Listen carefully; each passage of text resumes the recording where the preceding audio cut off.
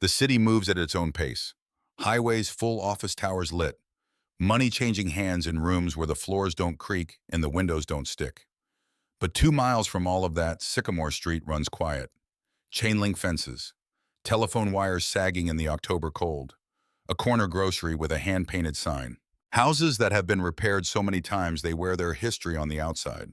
One house number 17. Clean porch, swept steps. A child's drawings visible through the front window taped in straight rows along the hallway wall. A man stands in the doorway with a dish towel in his hand. He is not moving. His eyes are fixed on something at the end of the front path. A black sedan too clean for this street. Too quiet, parked directly in front of his house like it belongs there, like it has been coming here for a long time. The door opens. A woman steps out. She looks at the house the way someone looks at a thing they have been building up the courage to face for weeks. She starts walking, and the man in the doorway, the man who has spent 6 years learning not to react until he understands what something actually is, goes completely still. The black sedan turned onto Sycamore Street at 2:47 on a Tuesday afternoon. Nobody had to say anything. Everyone just knew, too clean, too quiet, too certain of itself among the cracked asphalt and the chain link fences and the telephone wires that sagged a little lower every winter. Wash us on, mum. The kind of car that belongs somewhere else entirely. And it knew that. And it came anyway. Curtains moved in windows up and down the block. Old Earl Monroe stopped sweeping his front step and just stood there, broom in hand, watching. A group of kids on bikes slowed down without being told to. Even the pigeons on the wire above number 42 seemed to pause and reconsider their afternoon plans. The sedan stopped directly in front of number 17.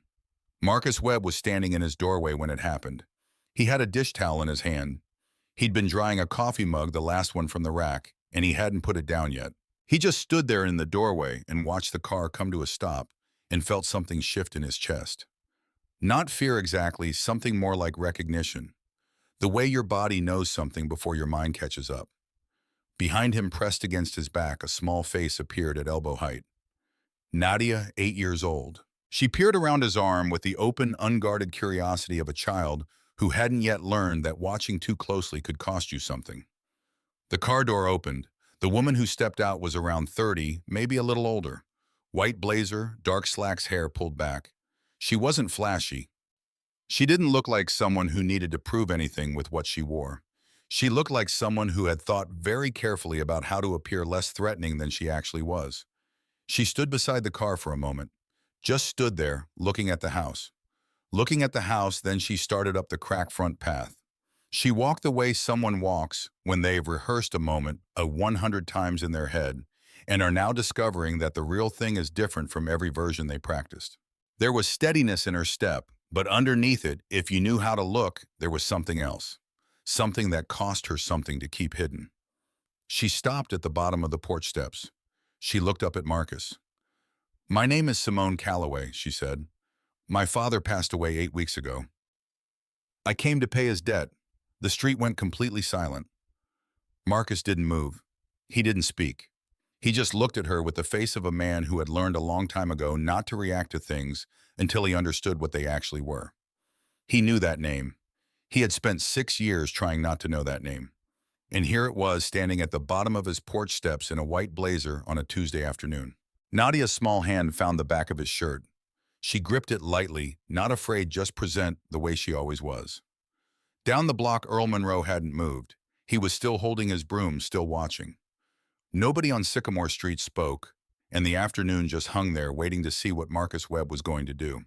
There are two kinds of tired. There's the tired that sleep fixes, the kind that comes from a long shift or a hard week or a season that just asks too much of you. You rest, you recover, you come back. And then there's the other kind, the kind that lives in the way a man holds his shoulders, in the way he pauses before he answers a question. And not because he doesn't know the answer, but because he's learned to check twice before he trusts anything. That's the tired that doesn't go away with sleep. That's the tired that becomes part of who you are. Marcus Webb was 42 years old. He had the kind of face that had once been easy, the kind that smiled at strangers without thinking about it, the kind that lit up when he talked about load calculations and structural integrity, the technical things he loved in a way that made younger workers on job sites feel like they could ask him anything, and he'd give them a real answer. That face was still there technically, but 6 years had drawn something careful over it. Yes, a guardedness that didn't come from bitterness alone. It came from having learned the hard way more than once that trust was a currency he could no longer spend freely. He lived with Nadia in a narrow two-story house on Sycamore Street in the Brookmere neighborhood on the outer edge of the city, the kind of neighborhood where the grocery store still had a thick pane of scratched plexiglass at the register, where the school buses ran late every single morning without apology or explanation, where people fixed what was broken themselves because waiting for someone else to fix it was a luxury they couldn't afford. The house was clean. Marcus made sure of that. The floors were swept every morning before Nadia went to school. The dishes were washed before either of them went to bed. Nadia's drawings were taped along the hallway wall in careful straight rows. Crayon houses with yellow windows. Stick figures with enormous hands. A purple horse she was very proud of. Small dignities. The kind a man holds on to when the larger ones have been taken from him. Now, 6 years earlier, Marcus had been a senior safety supervisor on the Harlan Bridge project, the largest infrastructure contract the city had awarded in more than a decade, funded and developed by Callaway Meridian Group, the construction and development company founded by Raymond Callaway, a company that had put up buildings and bridges in 7 states and had the kind of political relationships that made problems disappear before they became public. It was the job Marcus had spent his entire career working toward. He was meticulous. He was credentialed. He had been on job sites in 4 different states and had a reputation that preceded him. Project managers asked for him by name. Younger engineers on the crew came to him with questions because he gave straight answers and never made anyone feel stupid for not knowing something. He had a future. Then he found the problem. It was a Thursday morning in early October. He arrived at the site before the crew, the way he always did. The eastern span of the Harlan Bridge secondary support structure. A routine walketh through before the day started. The cracks were in the lower third of 3 adjacent columns' diagonal stress lines. Best subtle but not subtle enough. Not to someone who knew what to look for. Not to someone who had seen that exact pattern before on a job in Baltimore 8 years earlier and had watched what happened when it was ignored. Marcus crouched down and looked at those columns for a long time. He wasn't panicking. He wasn't even in that first moment thinking about what it meant for the project timeline or his relationship with the project director or any of the downstream consequences that would come from what he was about to do. He was just looking at concrete, reading what it was telling him, and it was telling him something very clear. He went back to the site trailer and wrote the report that same morning. 4 pages photographs attached precise language, no hedging. He described what he saw, where he saw it, what it indicated, and what action he was recommending. Immediate construction halt on the eastern span. Independent structural review before any further work on those columns. He submitted it through the project management system before noon. He also sent a physical copy to the Regional Safety Board by certified mail. Tracking number signature required upon delivery, and he kept a copy at home in a manila folder in the 3rd drawer of the filing cabinet in the spare bedroom. Because he had learned early in his career that paperwork had a way of disappearing when it became inconvenient. He had seen it happen to other people. He was not going to let it happen to him. Then he waited for a response. Dennis Puett was the project manager on Heron. Puett called Marcus into the trailer 2 days later, sat him down across from a metal desk covered in permit applications and cost projections, told him the columns had been reviewed by the company's internal engineering team within acceptable tolerance. No construction halt would be ordered. The timeline would continue as scheduled. Marcus asked to see the internal review documents. He wanted to compare their findings against his own. He wanted to understand how 2 sets of trained eyes had looked at the same thing and reached different conclusions. Puett told him the review was proprietary. Marcus escalated to the regional director. The regional director did not return his calls. Not that week, not the week after, not ever. 14 days after Marcus filed his report, a section of scaffolding on the eastern span collapsed during a shift change. 4 workers were injured too seriously. The structure itself sustained damage that set the project back 8 months and cost the company millions of dollars in repairs delays and contract penalties. When the investigation started, Marcus went home that same evening to get his copy of the report. The filing cabinet was where it always was, the spare bedroom 3rd drawer. He opened it and found the folder B. The papers were gone. Nothing else in the room had been touched.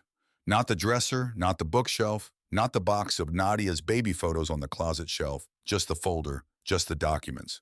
He stood in that room for a long time holding an empty folder and understanding with a clarity that felt almost physical exactly what had happened. He told the investigators he had filed the report. He described the contents. He gave them the certified mail tracking number. The tracking number showed delivery.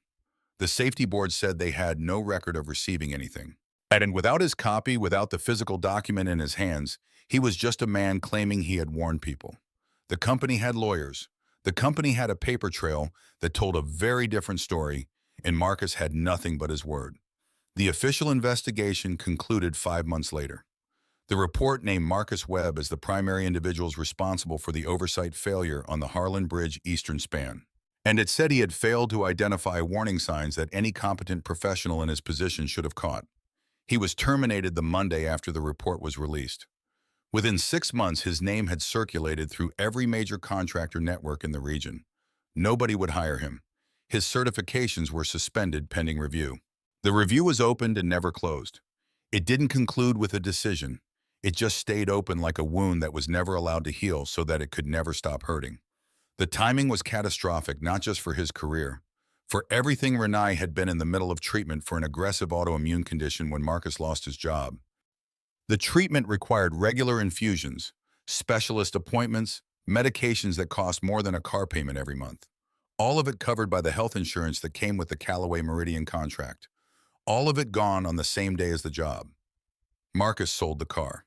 He took on roofing work through a cousin who owed him a favor. Night shifts at a distribution warehouse 2 towns over. He picked up whatever he could find and did it without complaint because there was no room for complaint. There was only the next thing to be done. He borrowed from his brother until his brother had nothing left to lend. He filed every appeal available to him. He wrote letters. He showed up in person at offices. He did everything a man with no resources and no institutional backing could do to push back against a machine that had already decided what the story was going to be. It wasn't enough.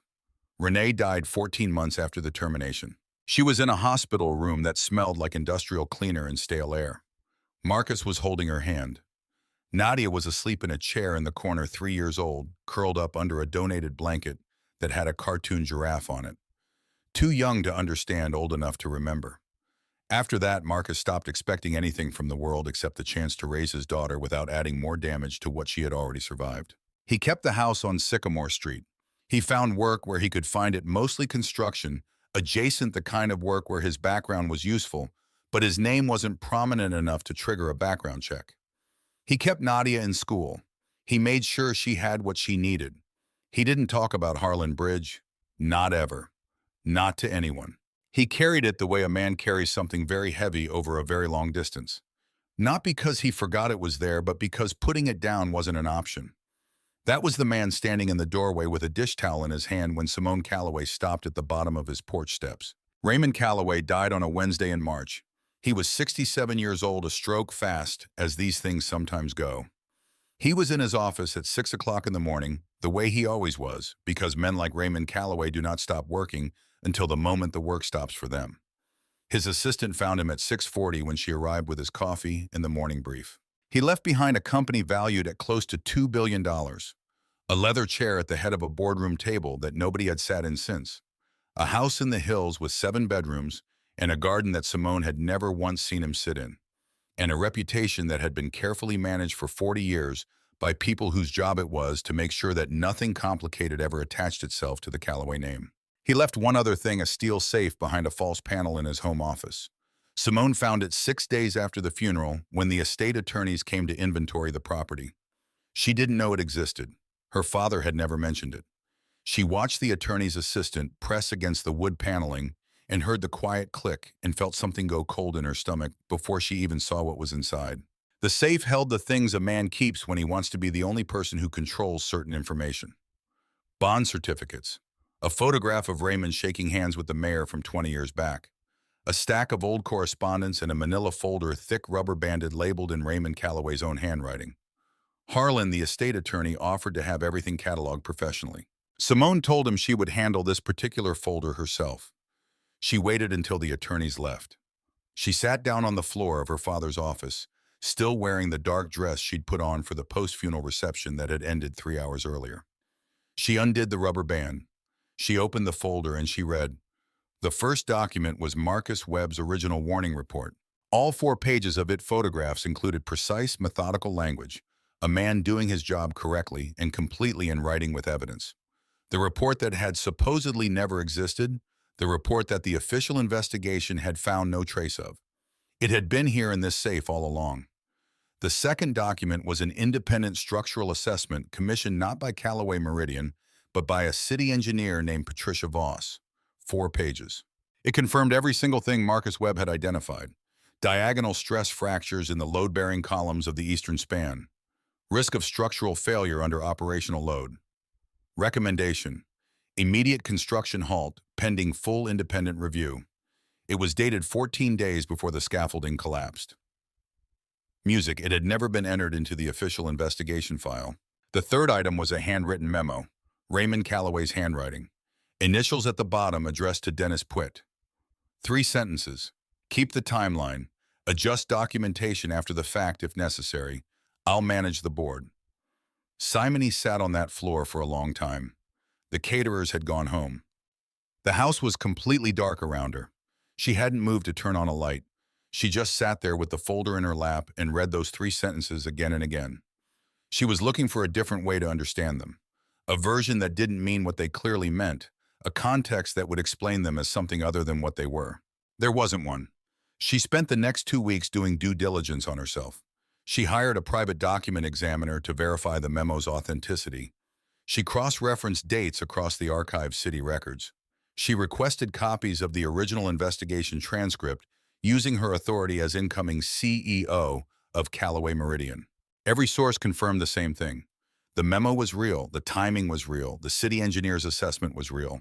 And Marcus Webb's warning report, the one that had disappeared from every official record, had been sitting in her father's safe since the week of the collapse. Raymond Callaway had known. He had read the report. He understood exactly what his senior safety supervisor had found. He had made a choice. 3 sentences, a man's career, a man's family, 4 workers injured, and a record that was carefully cleaned up afterward by people whose jobs depended on keeping it clean. Simone understood something else too. She understood why the folder existed at all. It took her a while to get there. Her first instinct was guilt, that Raymond had kept it because somewhere inside him he knew what he had done was wrong and couldn't bring himself to destroy the evidence entirely. That felt like a story she could hold on to. But the emails told a different story. In the weeks after the collapse, Raymond had exchanged messages with Gerald Hatch, the company's chief legal officer. Reading those emails, the picture became clear. Raymond kept the folder as protection insurance. Dennis Puett and the others in this chain of decision were necessary, but they were also potential liabilities. If anyone ever tried to redirect blame upward, Raymond needed documentation that proved he was in control of the narrative from the beginning. The folder was leverage. It was a weapon he could use if he ever needed to use it. He just never needed to use it. And so it sat in the safe for 6 years. While Marcus Webb lost everything, Simone drove to Sycamore Street on a Tuesday afternoon. She drove herself. No lawyers, because lawyers would have turned it into a negotiation, and this was not a negotiation. No prepared settlement offer, because a number on a piece of paper felt like an insult measured against what had actually been taken from this man.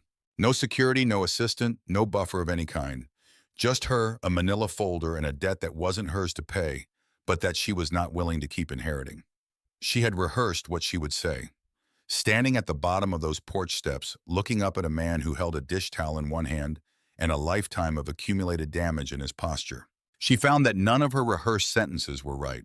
So she said the only true thing she had. Marcus didn't invite her in. He stepped off the porch and stood at the top of the steps instead. Close enough to hear her clearly, far enough that the distance still said something.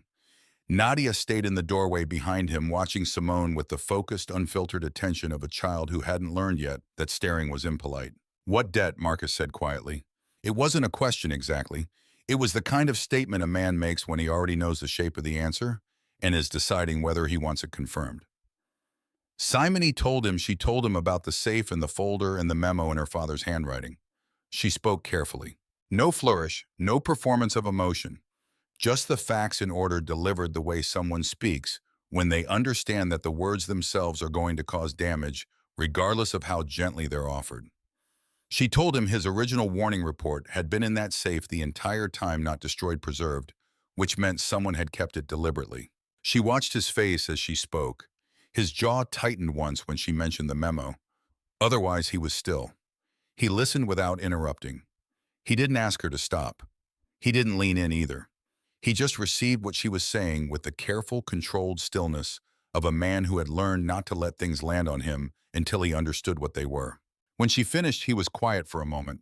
Then he said, "Why are you telling me this?" "Because it's true," Simone said, "and because you deserve to know it." That's not an answer. His voice was even. No anger in it, just precision. Lots of things are true. People with your resources don't drive to neighborhoods like this one to share true things out of the goodness of their hearts. What do you want from me? It was the right question. Simone didn't flinch from it. She told him she wanted to reopen the record. She wanted the investigation officially corrected through proper legal channels. She wanted his name cleared in the permanent public record. She wanted the documentation that had been suppressed to become part of that record. And not a private settlement, not a confidential acknowledgement, a real public correction. "And what does Callaway Meridian get out of that?" Marcus asked. "Nothing," Simone said. "The company loses. The board will fight me. The stock will drop when this goes public." "I know that." Then why? Simone held his gaze. "Because my father built everything he had on what he did to you," she said. "That means everything I inherited is built on it too. I'm not willing to keep living on top of that silence." Down the block, a screen door banged shut from an open window somewhere. The faint sound of a television, a weather report maybe. Too far away to make out the words, Marcus looked at her for a long time. Then he looked past her at the sedan parked at the curb, at the clean, expensive lines of it against the backdrop of Sycamore Street. Then he looked back at her. "I have a daughter," he said. "She's 8 years old. She doesn't know the details of what happened. She knows her mother is gone and that things have been hard. That's all I've allowed her to know." He paused. "If I let you open this back up, her name ends up connected to it. The press will find her. They always do." "I know." Simone said, "I won't pretend that's not a real risk. Then you understand why I can't just say yes to whatever you're proposing. I understand completely." They stood with that for a moment, and then Nadia appeared. She slipped past her father's arm, disappeared into the house, and returned exactly 30 seconds later. She was carrying a glass of water in both hands, moving with the careful deliberateness of someone transporting something fragile. She stopped in front of Simone, held the glass up, expression completely serious, like this was an official transaction that required proper documentation. Simone took the glass. "Thank you," she said. Nadia nodded once gravely and retreated behind her father again. Marcus watched his daughter. Something shifted behind his eyes. Not toward trust, not yet, but away from the hardest version of no. He looked back at Simone. "Sit on the steps." He said, "Don't come inside, but you can talk." Depish. Over the following week, Simone came back 3 times. Always alone. Always in the late afternoon when Nadia was home from school. Always without paperwork or proposals or anything that looked like it was leading somewhere specific. She sat on the lower step near the path. Marcus sat at the top back against the post. Nadia did her homework on the porch between them, occasionally looking up to insert herself into the conversation with questions that were too precise for an 8-year-old, and that Marcus answered with the careful honesty of a man who had decided his daughter deserved the truth in age-appropriate portions. Sycamore Street noticed neighborhoods like this one had long memories and short tolerances for things that didn't add up. A car like that appearing 3 afternoons in a row in front of number 17 was the kind of detail that got discussed, not loudly, not maliciously, just observed and noted and filed away, in the way communities file things when they've learned that changes come from outside before they announce themselves. On the second day, Earl Monroe had his say. Earl had been running the corner grocery at the end of Sycamore Street for 23 years. He was 60-some with reading glasses he wore pushed up on his forehead when he wasn't using them. And he had an opinion about most things and kept most of those opinions to himself because he had learned that unsolicited opinions were a tax on relationships you couldn't afford to overpay. But this was different. He caught Marcus alone at the register while Nadia was in the candy aisle reading every label without buying anything the way she always did. Earl bagged Marcus's groceries slowly, deliberately. "I've seen this before," he said. "Different car, different suit, same story." Marcus watched him. They come in with apologies and leave with signatures. 2 years later, the whole block gets rezoned and everyone's gone. She hasn't asked me to sign anything, Marcus said. Yet, Earl said. He slid the bag across the counter. They never ask for the thing they actually want until they've made you feel like they're doing you a favor. Marcus didn't argue. He had been thinking the same thing. He carried that thought back up the street with the groceries and sat with it that evening after Nadia was asleep. He turned it over carefully the way he turned over everything these days, looking at it from different angles, checking it for the places where it was solid and the places where it was weak. Earl wasn't wrong. He had seen it before, too. The pattern Earl was describing was real, and it happened. And it had happened in neighborhoods exactly like this one, to people who had a lot less to begin with than they did when it was over. But there was something about Simone that was difficult to dismiss. It wasn't her sincerity. Sincerity was easy to perform. He had watched people perform it his entire adult life, and he had learned to recognize the performance. This didn't feel like a performance, but that alone didn't mean much. What was harder to explain was the specificity of what she knew. She knew the exact date of his original warning report, not an approximate date, the exact date. She knew the name of the city engineer who had commissioned the independent structural assessment, a name that had never appeared in any public document related to the case. She knew details that couldn't have come from research, from news coverage, from court records. They could only have come from documents that had been sealed inside that folder that didn't prove her intentions were clean. But it proved the folder was real, and the folder was the only thing that actually mattered. By the fourth visit, something had changed in the way Marcus was listening. He was still guarded. He was still measuring, but he was asking more questions. And the questions had gotten more specific. And Simone answered all of them without hesitating and without hedging and without the slight pause that people have when they're trying to decide which version of the truth to offer. He asked her about Gerald Hatch. She described the conversation on the 34th floor clearly and without softening any of it. She told him what Hatch had said about the board's likely response. She told him what the financial exposure would look like for the company if the investigation was officially reopened. Marcus listened to all of it. Then he was quiet for a while. Then he started talking, not because he had decided to trust her completely. That wasn't it.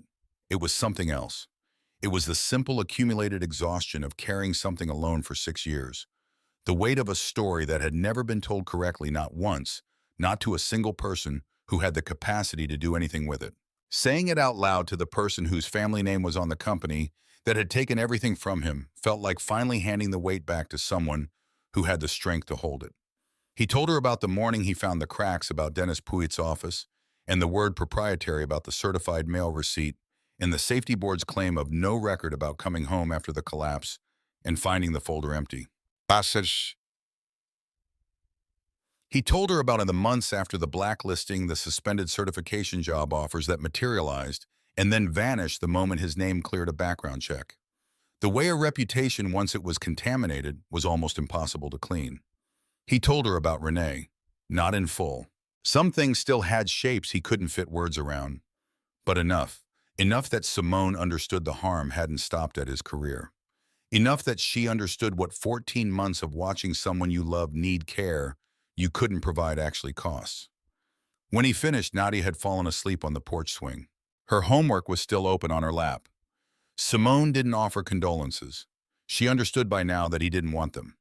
What he had just given her wasn't a bid for sympathy. It was testimony, the record of a man who had done everything right and paid everything wrong. "This is your story," she said. "I won't tell it without your permission." Marcus nodded slowly. Outside, the light had gone from orange to gray to the particular blue dark of early evening on a city street. Someone on the block was grilling something. Down the way, the corner grocery sign flickered on. "I need to think," Marcus said. "I know," Simone said. She stood up, walked back to the sedan, drove away. Marcus stayed on the steps for a while after she was gone, just sitting with the evening, just letting everything that had been said settle into its proper place. He looked in through the screen door at the hallway at the rows of Nadia's drawings, the crayon houses, the stick figures with enormous hands, the purple horse. He didn't know yet what he was going to do, but he knew that keeping silent wasn't quite as simple as it had felt the day before, and that the weight he had been carrying was still the same weight it had always been. He was just now beginning to understand who else had been carrying it with him. 3 days later, a letter arrived at the house. Marcus found it in the mailbox on a Thursday morning between a water bill and a grocery store circular plain white envelope. Return address he didn't recognize. Meridian Recovery Solutions, LLC. He opened it at the kitchen table while Nadia ate breakfast across from him. He read it once, then he read it again. The letter informed him that an outstanding legal obligation of $22,000 described as administrative and processing costs incurred during the Harlan Bridge safety investigation had been transferred to Meridian Recovery Solutions for collection. The payment was due within 30 days. Failure to pay would initiate civil proceedings and could result in a lien being placed on his property at the address listed. His property, this house, the one Nadia was eating cereal in right now, asking him if she could have a play date on Saturday. He folded the letter carefully, slid it into his back pocket. Yes, he said to Nadia, Saturday is fine. He waited until she was on the school bus. Then he went to the backyard and called Simone. She answered on the first ring. He read her the letter. The silence that followed told him two things at once. She hadn't known about it, and she understood immediately what it was. It wasn't a debt. There were no administrative costs assessed against him during the investigation. She had read every document from that proceeding. This was something else. This was a message delivered in the language of bureaucracy, in the format of a legitimate legal notice, designed to look official enough to be frightening and vague enough to be hard to fight. They were using his daughter's home as a pressure point. I can have this dissolved in a week, Simone said. My attorney can contact them directly. No. The word came out harder than he meant. He steadied himself. No, I won't have you paying off threats made against me by your company's people. That's not how this works, Marcus. If you pay it, then every time I look at this house, I'll know it was saved by Callaway money. I can't live in that, and I won't let Nadia grow up in it. A pause. I understand, Simone said. I won't touch it. But something had changed not between them, exactly inside him. The letter had named the stakes in a language that left no ambiguity. He had understood in the abstract that reopening the Harlan investigation would provoke a response. He understood it concretely now, and concrete understanding was different from abstract understanding. It lived in the body. It changed the calculation. He stood in the backyard for a long time after the call ended, looking at the back of the house, at the window of Nadia's room on the second floor, at the small square of sky visible between the roof lines of the neighboring houses. He had spent 6 years protecting his daughter from all of this. He had been very careful, very deliberate, very certain that keeping the story buried was the safest thing he could do for her. But safety, he was beginning to understand, was not the same as stillness. And the thing he had been protecting her from had just sent a letter to their mailbox, which meant staying quiet wasn't protection anymore. And it was just losing slowly instead of all at once. Marcus didn't sleep that Thursday night. Not well, not in any way that counted. He lay on his back in the dark and stared at the ceiling and listened to the house settle around him the way old houses do. The small sounds, the pipe in the wall, the floor in the hallway that creaked in the same spot every time. Nadia turning over in her bed across the hall. He had lived in this house for 11 years. He and Renee had found it together. It needed work. The kitchen was 20 years out of date, and the upstairs bathroom had a leak that turned out to be worse than the inspector said. They fixed what they could fix themselves and saved for the rest. And slowly over 3 years made it into a home that felt like theirs. After Renee died, the house became something else. Not a monument, not a shrine. He wasn't built that way, but it became the ground he stood on, the thing he held on to when everything else was uncertain. Nadia had grown up in these rooms. She knew which stair to skip when she was trying to be quiet. She knew the kitchen window stuck in summer and you had to push it hard on the left side to get it open. She knew the backyard in every season. This house was the one stable thing in her life after the unstable years, and someone had decided to use it as leverage. He got up at 5, made coffee, sat at the kitchen table with the letter flattened in front of him under the light above the table. He read it a third time, not because he needed to. He had memorized it by now. He read it because he was looking for something specific. He was looking for the scene, the place where the legal language thinned out and you could see the machinery underneath. He found it in the third paragraph. The phrase was costs incurred in connection with the administrative review process. No specific invoice number, no itemized breakdown, no reference to any contractual obligation that would have made such costs his responsibility. Just a number, a large, specific, intimidating number, and a deadline. This wasn't a debt. It was a document designed to look like a debt. There was a difference. And Marcus had spent enough time around construction contracts and project documentation to recognize the difference. When he saw it, he thought about what Simone had said on the phone, that she could have it dissolved in a week. He believed her. He believed she had the resources and the legal representation to make a phone call that would make this go away. And he had meant what he said to her. He would not accept that. Not because of pride. Exactly. Though pride was part of it, and he wasn't going to pretend otherwise. It was something more specific than pride. If Simone paid this off, it would mean that the same family whose decisions had cost him his career and his wife and 6 years of his life had also saved his house, and he would have to live with that. Nadia would grow up in a house that Callaway money had protected. He would know that every morning when he walked through the door, every evening when he came home. Some things you could accept, some things you couldn't. He couldn't. But the letter had done something else too. Something he hadn't fully articulated to Simone on the phone. It had made the other side visible. For 6 years, what had happened to him existed mostly as absence. The absence of work, the absence of his wife, the absence of his name from records it should have been in. The harm was real, but it was also diffuse, spread over years, hard to point it at directly. The letter was different. The letter had a return address. It had a dollar amount. It had a deadline. It was concrete and present, and sitting on his kitchen table. And it told him something important. Whoever had sent it knew Simone was here, knew she had made contact, knew enough about the situation to respond to it, which meant the silence he had maintained for 6 years was already broken. Not by him, by the fact of Simone showing up on his porch. The other side was already moving. He had been telling himself that staying quiet kept Nadia safe. The letter made clear that staying quiet was no longer the variable it had been. He picked up his phone not to call Simone, not yet. He opened the contact for a man named James Obi, a lawyer he had known for 15 years. They had met on a job site of all places before James retook the bar exam after a long detour through construction management. They had stayed in touch the way men sometimes stay in touch, not frequently, but genuinely. Marcus typed out a text. Need to talk, not urgent, but important. You have time this week. He set the phone down, drank his coffee, watched the kitchen window go from black to gray to the thin flat light of early morning. He heard Nadia's alarm go off upstairs. He heard her hit snooze. He heard her hit snooze again. He called up the stairs. Second one's the last one. A muffled sound from above. That might have been acknowledgement. He started making her breakfast. Gerald Hatch had been Callaway Meridian's chief legal officer for 19 years. He was 61 years old, trim precise. The kind of man who arrived early to every meeting and considered it a form of professional aggression. He wore dark suits and spoke in complete sentences and had a memory for contractual detail that people who worked with him found either impressive or unsettling, depending on how often they were on the wrong side of it.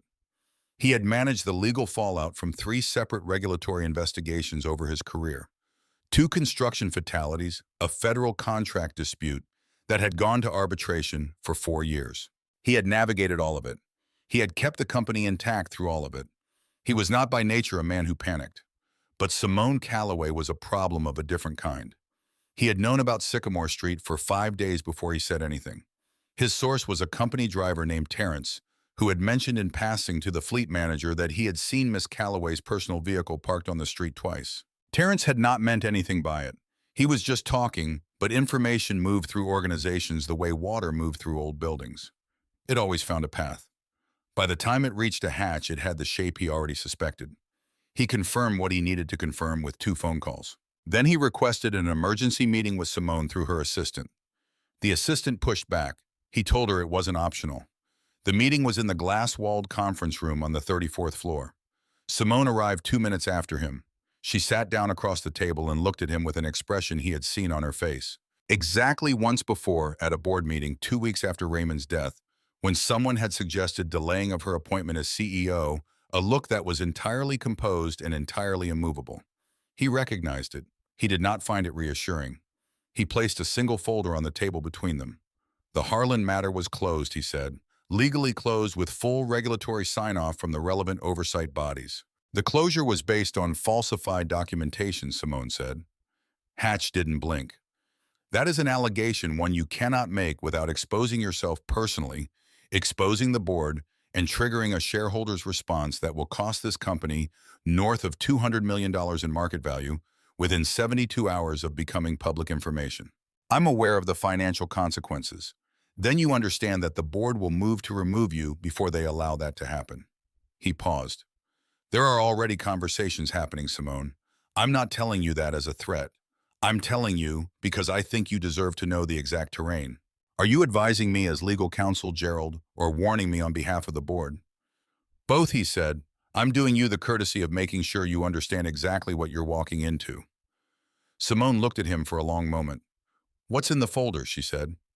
Hatch opened it, slid a document across the table.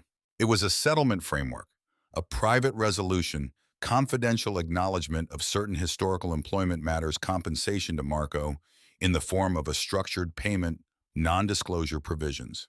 Everything sealed, everything private. The company would absorb a cost it could afford to absorb, and the record would remain as it was. This is the alternative. Hatch said, it's fair, it's more than fair. It's generous by any reasonable standard. Simone looked at the document without touching it. Marcus Webb doesn't want a private settlement. What Marcus Webb wants is not the primary legal consideration here. It is for me. Hatch leaned back slightly. He studied her the way he studied contract language he hadn't written himself, looking for the ambiguity, looking for the leverage point. Simone, your father built this company over 40 years. He made decisions that were sometimes difficult. That is the nature of operating at scale in a competitive industry. There is no version of this where opening the Harlem record publicly is good for the company, good for the board, or good for you personally. I know, and you intend to proceed anyway. I haven't decided yet, she said, which was true partially. Hatch looked at her for another moment. Then he closed the folder. The board meets Friday, he said. Before that meeting, I would strongly encourage you to think very carefully about what you're doing. Not for the company. For yourself. He stood straightened, his jacket walked out, Simone alone in the glass-walled room for a long time after he left. Outside, the city was 34 floors below, small from up here, organized, functional. The way things looked when you were far enough away from them that the complexity disappeared. She thought about Marcus on his porch steps, the dish towel, the careful stillness of a man who had learned to protect himself from his own reactions. She thought about Nadia with the glass of water. She picked up her phone and sent a message to Marcus, same time tomorrow. She put the phone face down on the table and out at the city ed, and did not allow herself to think about the folder Hatch had left sitting there, about how clean the solution in it was, about how much simpler everything would be if she just picked it up. You did it, Sable said. Not a question. Just submitted. I knew it. Are you panicking? A little? Good, you should be. Change is terrifying. Also, you're going to be incredible. A pause. Also, I am personally offended that Ms. Harriet got to write the nomination letter and not me. Nora laughed, actually laughed out loud in the quiet kitchen, the kind of laugh that comes up from somewhere below decision-making. You would have told me, she said. He had something in his expression that she hadn't seen before on the previous visits. Music. It wasn't warmth exactly, but it was different from the careful distance he had maintained, like something had shifted in him, and he had decided in whatever private way people decide things to let that shift be visible. He nodded at the steps. She sat down. Nadia appeared in the doorway, assessed the situation, and retreated inside to do her homework at the kitchen table instead. Close enough, not underfoot. For a while, Marcus didn't say anything. Then he said the letter. I talked to a lawyer, James Obie. Simone said she had done her research after the phone call. Marcus looked at her, not surprised exactly. Then you know what he told me. I have a guess. He said the filing is a setup. They're not actually going to collect $22,000 from me. They're going to let the 30-day window expire, file an amended complaint, and use that filing to seal any related documentation under a discovery hold. If we have evidence we want to make public, it gets locked in legal proceedings for 18 months minimum. He paused. We have about 9 days before the amended filing window opens. Simone nodded. She had suspected something close to this. Hearing it confirmed out loud had a different weight. Then you should know what I found, she said. All of it. Whatever else is in the folder I haven't shown you yet. Marcus looked at her steadily. Show me. She reached into the bag she had brought and set 3 things on the step between them. A manila envelope, a small portable speaker, and a USB drive. She opened the envelope, first pulled out two documents, and handed them to Marcus. The first was the independent structural assessment, 4 pages, commissioned by a city engineer named Patricia Voss, dated 14 days before the Harlan Bridge scaffolding collapse. It confirmed in precise technical language everything Marcus had identified in his original report. Diagonal stress fractures, load-bearing risk, immediate construction, halt recommended. It had never been entered into the official investigation file. Marcus read it slowly. He turned each page deliberately.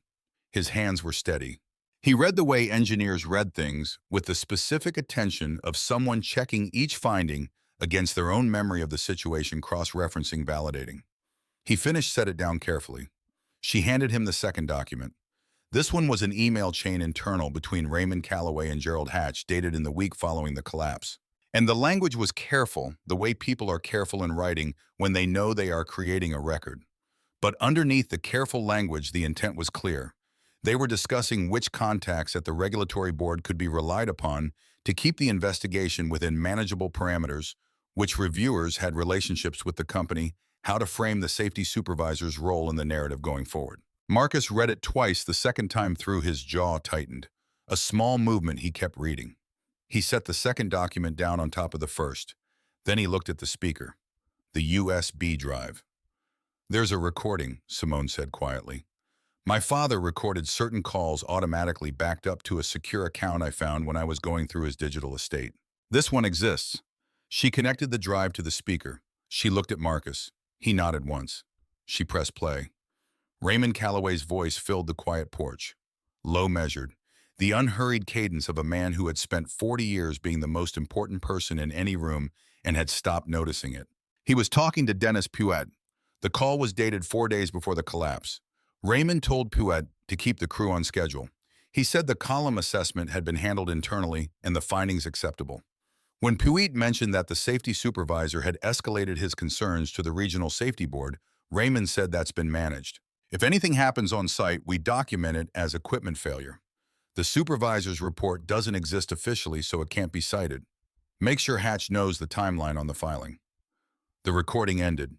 The street was completely silent. Not quiet the way streets are ordinarily quiet. Silent in the specific way that happens when something true and irreversible has just been said out loud, and the air needs a moment to absorb it. Marcus sat without moving. He looked at the speaker sitting on the step between them. He looked at the street, at the circle of pale light under the lamp at the end of the path, at his own hands resting on his knees. A long moment passed, then another. "He heard me," Marcus said finally. His voice was very quiet, not broken, not loud, just very quiet and very certain. He read the report. He knew exactly what I'd found. "Yes," Simone said, and 4 days later, 4 men got hurt. Yes, Marcus was silent for a long time. He was not the kind of man who needed to fill silence. He never had been. But this silence was different from the silences that came from having nothing to say. This was the silence of a man sitting with a truth he had suspected for 6 years and was now holding confirmed in both hands, and discovering that confirmation felt nothing like what he had expected it to feel like. He had expected something like relief or anger, or the cold, clarifying satisfaction of being proven right. What he actually felt was something closer to grief, not new grief. The same grief he had been carrying just now. It had its exact shape.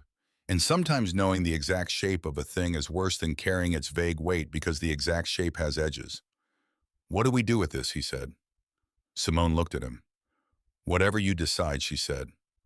"I meant that the first day. I mean it now." He nodded slowly. "I need a few days." "I know," she said. "Take them." She packed the documents back into the envelope. She picked up the speaker and the USB drive. She stood up. She was halfway down the path when Marcus said, without turning around the recording, "How do we know it holds up 3 independent forensic audio firms?" she said. "I had it verified before I came to you. I'll send you the reports." She walked to the car. She got in. She sat behind the wheel for a moment before starting the engine the way she had been doing every time she left the street. Looking through the windshield at Sycamore and its sagging wires and its chain-link fences and the lit windows of people living their lives inside, she drove back across the city.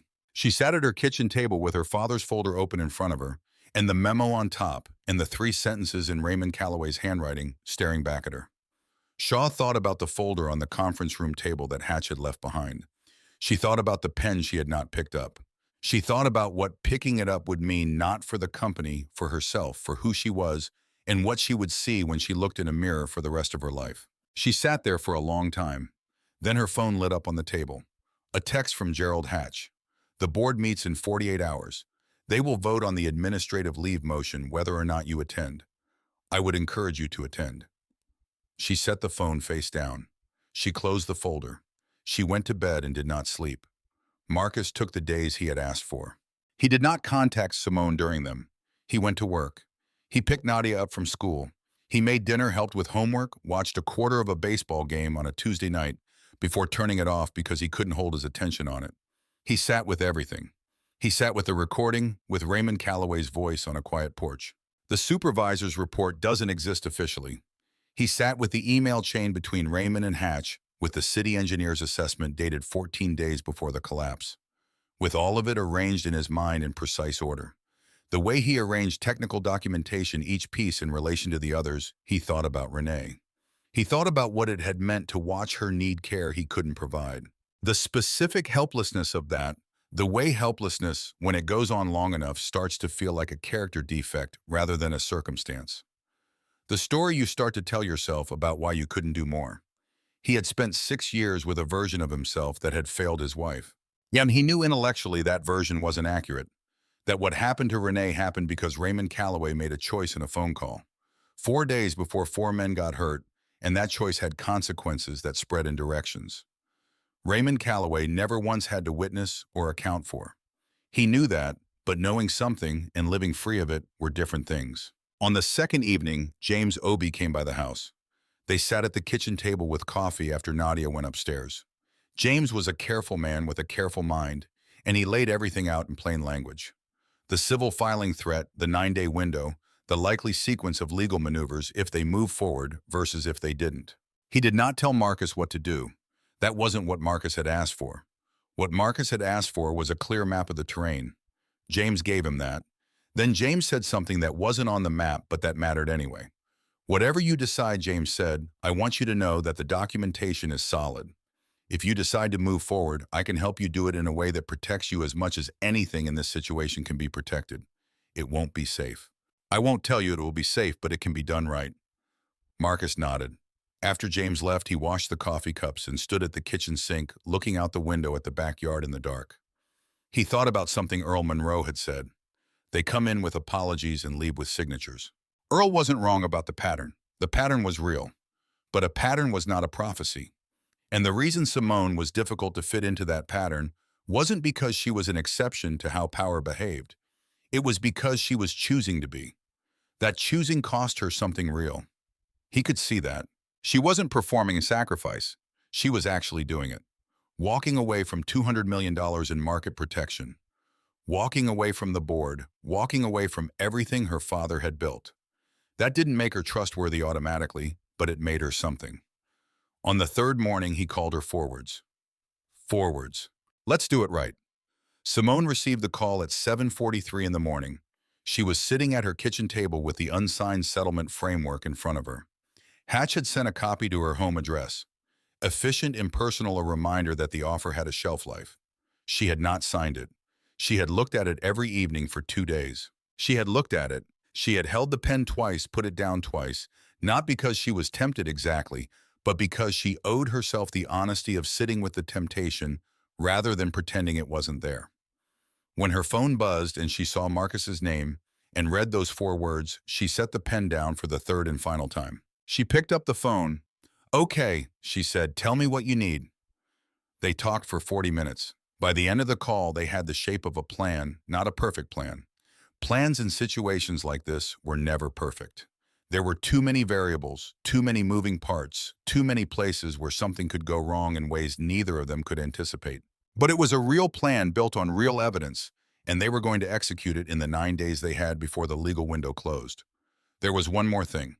There's something I have to tell you, Marcus said about the board meeting. She waited. James found out they already have a vote lined up, not just administrative leave.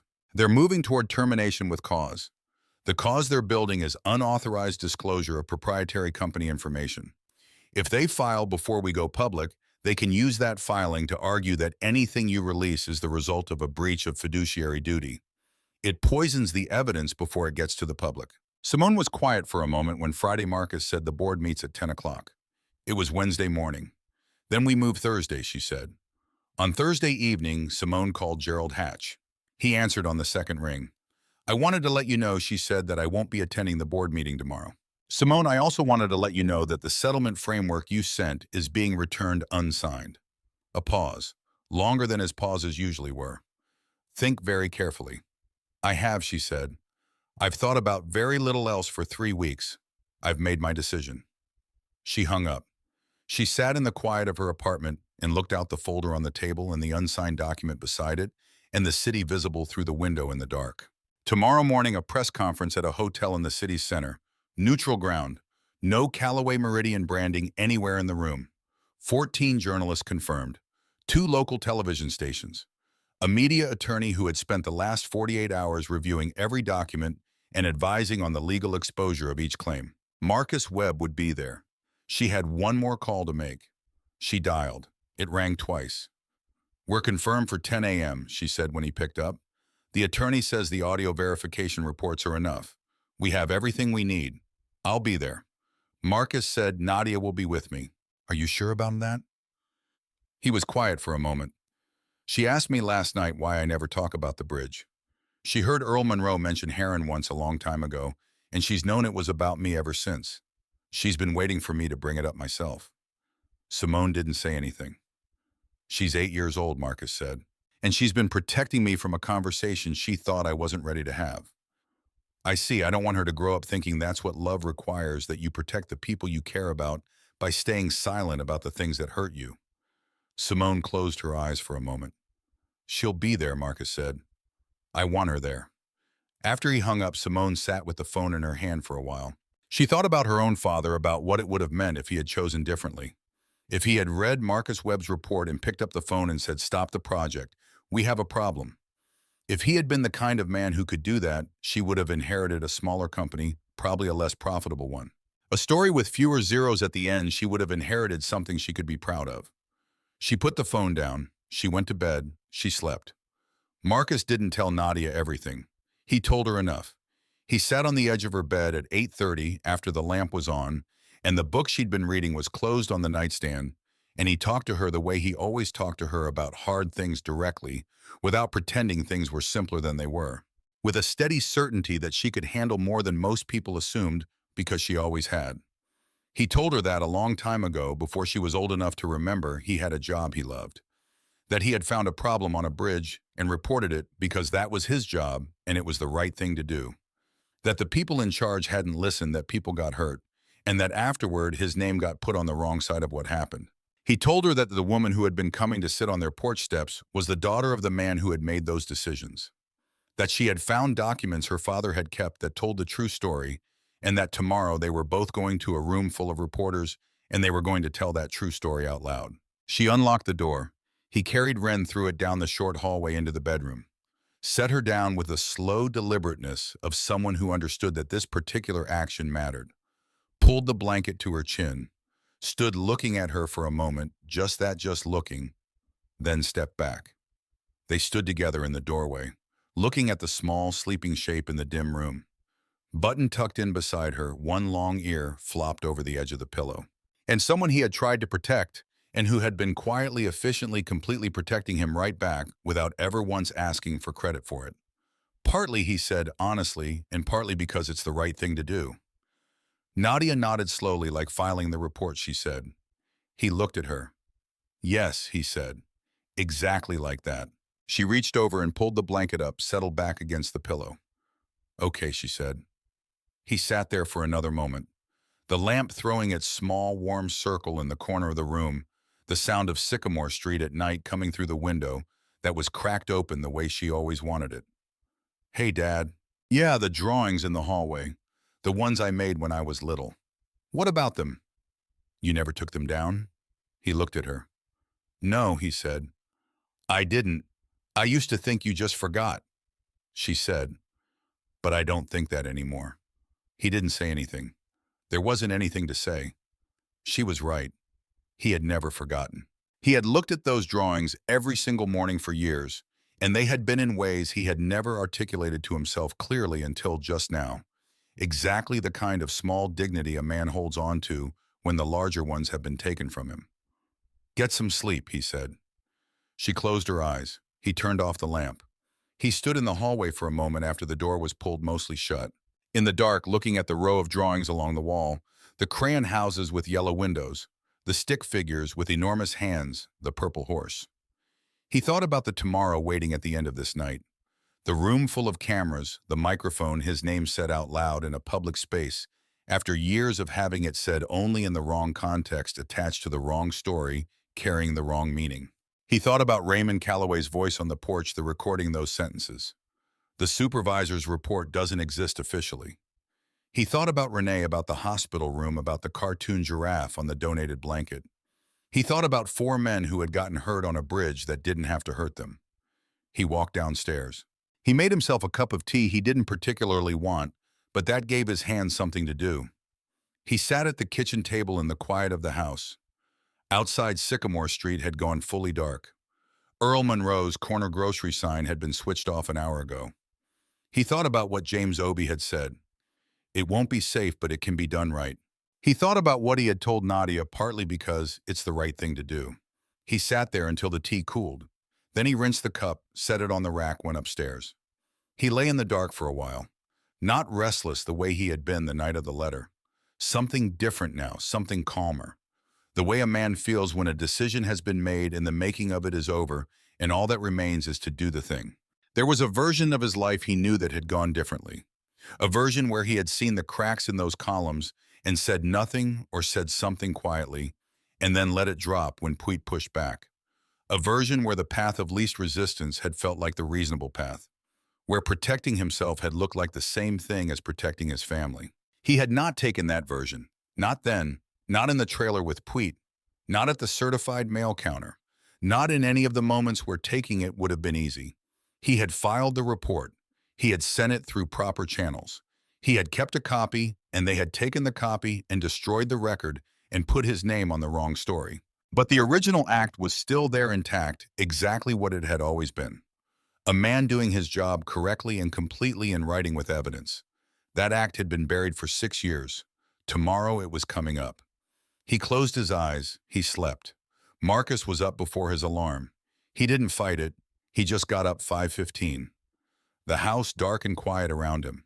Sycamore Street outside the window, still doing that thing it did in the hour before dawn, when even the neighborhood dogs hadn't started yet, and the whole block felt suspended between what yesterday was and what today was going to be. He showered, dressed dark slacks, the blue button-down Renee had picked out at a department store sale years ago. He had kept it without thinking much about keeping it. It still fit. Some things held their shape. He stood in front of the bathroom mirror for a moment, not posturing, not rehearsing, just looking at the face of a man who was 42 years old and had been carrying the wrong name for 6 years and was about to do something about that. He went downstairs and made coffee. He made Nadia's lunch while the coffee brewed. Sandwich apple, the small bag of crackers she liked. He put it in her backpack the way he did every morning. Muscle memory by now. The 1,000 small acts of fatherhood that accumulated into the architecture of a child's sense of being cared for. She came downstairs at 7. She was wearing her good jacket, the burgundy one she saved for school picture days, and church when they went. She had brushed her hair without being asked. She sat down at the kitchen table and looked at him with the calm, direct gaze she had inherited from somewhere he couldn't entirely identify. Certainly not from the frightened, unmed version of himself that had existed in the years right after Renee. "You look nice," he said. "So do you," she said very seriously. He put her cereal in front of her. She ate. He drank his coffee. The morning light came in through the kitchen window at its low October angle and fell across the table between them, and neither of them felt the need to fill the quiet with anything. His phone buzzed at 7:40 Simony. She thought about Callum, who had left and then come back, who had sat on a park bench in January and told the truth without dressing it up, and then gotten up every Saturday without fail, and shown up to a waiting room at midnight, and stood in a hallway and said, "We are going to be all right." She thought about Ms. Harriet, who had watched in quiet for 4 years, and then written 3 pages when it mattered, and never mentioned it until she had to. They had arranged this 2 days ago. Mrs. Albright had not asked for details. She was the kind of woman who understood that certain things didn't require explanation, only logistics. At the corner, Nadia adjusted the strap of her backpack. She looked up at him. "Tell the truth," she said. Matter of fact, like reminding him of something he already knew. "That's the plan," he said. She nodded. The bus came. She got on. Marcus watched it go. Then he walked back to the house, got his keys, and drove across the city toward whatever was waiting for him. On the other side of this morning, the hotel was on Clement Street, 8 blocks from the courthouse mid-size neutral, the kind of place that hosted regional conferences and retirement parties, and occasionally press events for people who needed ground that didn't belong to anyone in particular. No Callaway Meridian branding anywhere in the building. Simone had checked personally. Marcus arrived at 9:40. Simony was already there, standing in the hallway outside the meeting room with her media attorney, a woman named Carol Reeves, who had the brisk, unsentimental energy of someone who had done this before and understood exactly which details mattered and which ones didn't. They shook hands. Carol walked Marcus through the sequence quickly. Simone would speak first. The evidence would be presented in order. Marcus would be offered the opportunity to speak after. No obligation. His choice entirely. "I'll speak," Marcus said. Carol nodded. Made a note. At 9:50, Marcus went into the room. 14 journalists, 2 television cameras positioned along the left wall, recording equipment on the table at the front. The low preparatory murmur of people waiting for something they understood was significant. Marcus walked to the back row, chose the seat closest to the wall nearest the door. Habit. He had always liked to know where the exit was. He sat down. He put his hands flat on his thighs. He breathed at 10:02. Nadia arrived with Mrs. Albright. They came in quietly. Nadia found Marcus walked directly to him and sat in the seat beside him without saying anything. She folded her hands in her lap, looked at the front of the room with the focused attention she brought to things she had decided were important. Mrs. Albright sat on Nad's other side. At 10:05, Simone walked to the front of the room. She stood behind the small podium without notes. She did not grip the edges of it.